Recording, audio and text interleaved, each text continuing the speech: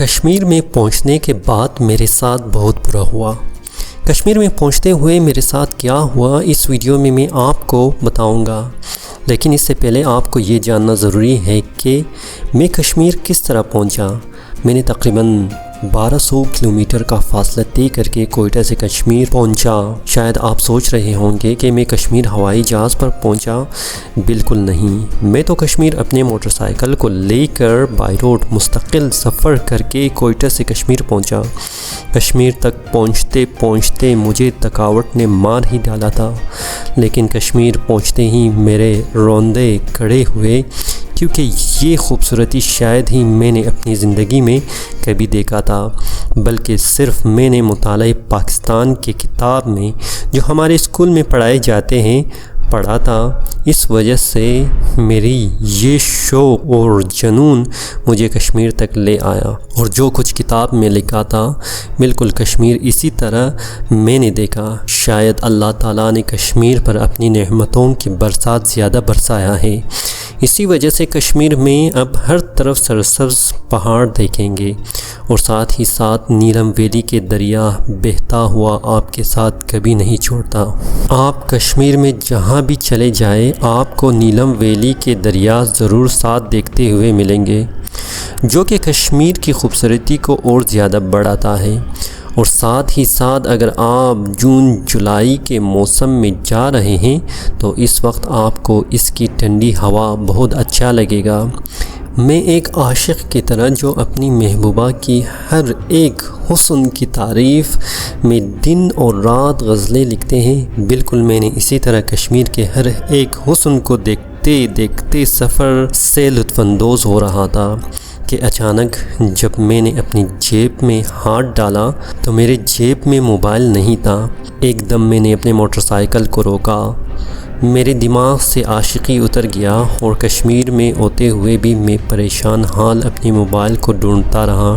ڈھونڈتے ڈھونڈتے جب میرے جسم کے ہر حصے نے یہ گواہی دیا کہ اپنی موبائل کو بھول جائیے گا، وہ اب کبھی بھی واپس لوٹنے والا نہیں ہے، میں نے سوچا کہ ایک ناکام عاشق کی طرح کشمیر کے باقی سفر کو اسی جگہ پر روک لیتا ہوں اور اپنے موبائل کا FIR پولیس اسٹیشن میں درج کرتا ہوں۔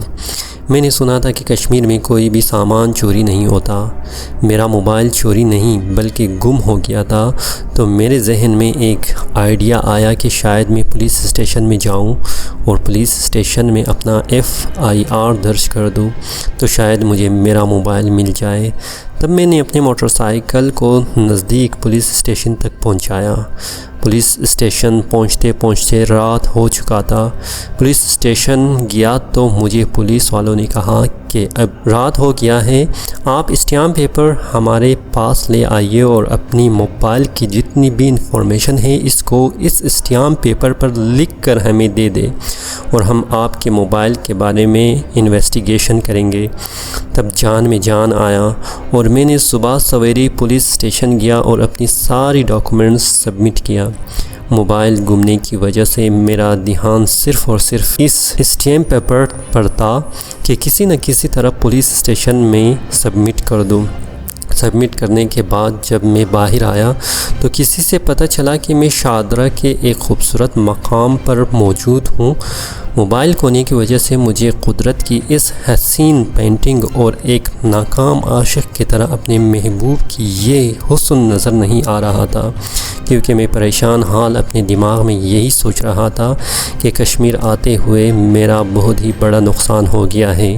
یہ حسن، یہ خوبصورتی اور یہ ساری غزلیں اور نغمے جو میں نے پہلے آپ کو سنایا میرے ذہن سے باہر نکل گیا تھا، اور میں نے اپنے موٹر سائیکل کو لے کر واپس مظفر آباد آیا۔ میرے ذہن میں یہی تھا کہ شاید مظفر آباد آتے ہوئے پولیس مجھے یہ کال کر دے کہ آپ کا موبائل مل گیا ہے، لیکن مجھے آج تک نہ کسی کا فون آیا اور نہ ہی کسی کا کوئی پیغام موصول ہوا۔ اب میرے موبائل کھوئے ہوئے تقریباً 2 سال گزر چکا ہے۔ اس بار میرے ذہن میں ایک اور آئیڈیا آیا کہ اپنے سامان کی حفاظت بخوبی کروں گا اور کشمیر کو دوبارہ وزٹ کروں گا، اور وزٹ کرنے کے بعد ہر ایک مقام کو دیکھوں گا اور اس سے لطف اندوز ہو جاؤں گا۔ میں نے صرف اپنی ایک موبائل کی وجہ سے کشمیر کو صحیح طرح سے نہیں دیکھا، اور اپنی موبائل کھونے کی وجہ سے میں کشمیر سے واپس لوٹ آیا۔ لہٰذا اس بار جب میں وزٹ کروں گا، چاہے جو بھی ہو، میں قدرت کی حسین نظاروں کو ضرور دیکھوں گا، اور کشمیر کی اس بے وفائی کو میں واپس ایک وفادار محبوب کی طرح اپنے باہوں پہ لا کے اسے گلے سے لگاؤں گا۔ لہٰذا آپ کو بھی جب کسی مقام کا سیر کرنا ہو تو اپنی دھیان تمام تر سیر و تفریح پر نہ دیجیے گا، بلکہ اپنے سامان اور اپنے ارد گرد دوستوں اور فیملی کا بھی خیال ضرور رکھیے گا، ورنہ آپ بھی میری طرح در بدر خاک دسر کشمیر کے سیر کر کے آئیں گے، لیکن سیر کرنے کے بعد آپ کو یہ پتہ نہیں چلے گا کہ کیا آپ نے کشمیر کا سیر کیا ہے یا کشمیر نے آپ کو سیر کیا۔ اگر آپ کو یہ ویڈیو پسند آیا ہے تو لائک سبسکرائب ضرور کیجیے گا، اور اگر آپ کے ساتھ بھی کسی قسم کا واقعہ ہوا ہے تو کمنٹ میں ضرور شیئر کیجیے گا۔ شکریہ۔